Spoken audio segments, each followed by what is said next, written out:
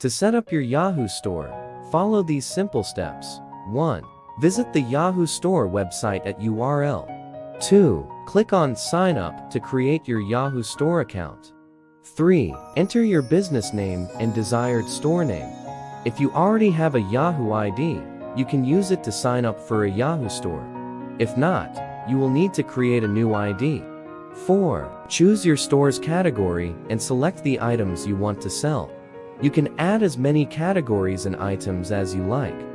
5. Fill out the necessary information about your business, such as your contact information, shipping and payment information, and any special instructions for customers. 6. After filling out the form, click on Create Store. Your Yahoo Store is now set up and ready to go.